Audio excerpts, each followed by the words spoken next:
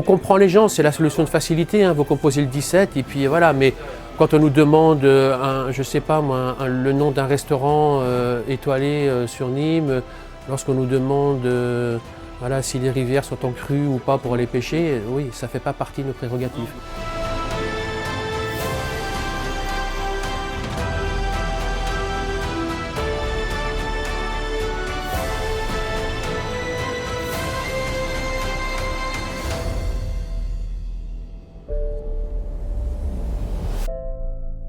Corge, ça se prononce de Corge, c'est le centre opérationnel et de renseignement de la gendarmerie, qui correspond donc à deux entités bien précises. Le quart opérationnel où vous êtes à l'heure actuelle et une autre entité, une autre cellule qui est la cellule renseignement et qui travaille à part du quart opérationnel.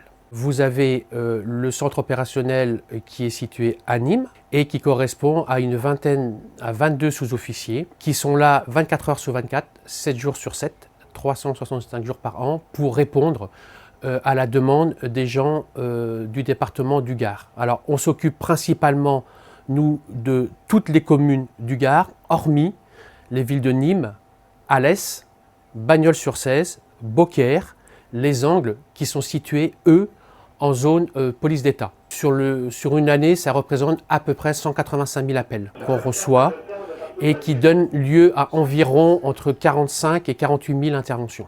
On est bien d'accord, le 17, c'est un numéro d'appel d'urgence. Les gens, quelquefois, ont du mal à l'assimiler parce qu'on peut être aussi bien sollicité pour une demande de renseignement sur l'état des routes que pour signaler un homicide. La particularité des gens qui travaillent dans ce cadre opérationnel, c'est justement de s'adapter aux situations qui s'offrent à eux. À l'heure actuelle, on a pas mal de sollicitations sur les violences intrafamiliales. On en a beaucoup. Ça représente pas mal de travail pour nos gens du quart opérationnel, mais on a aussi, comme je vous dis, des accidents, on a un peu de tout. On a environ une cinquantaine d'interventions par jour. Le filtre pour les gens du terrain, ce sont les gens du quart opérationnel qui justement filtrent, soit renseignent le requérant. À partir de là, les gens du terrain ne sont pas sollicités, soit effectivement, ça donne lieu à une intervention sur le terrain. Et à partir de là, on a tout un panel de moyens qui sont mis à notre disposition pour justement faire en sorte que les gens du terrain interviennent sur cette intervention. On est là pour apporter de l'aide aux gens qui sont en détresse. Ce sont des militaires qui sont la plupart du temps aguerris déjà au terrain, qui savent de quoi ils parlent et qui arrivent justement à faire le tri entre le bon et je dirais le mauvais.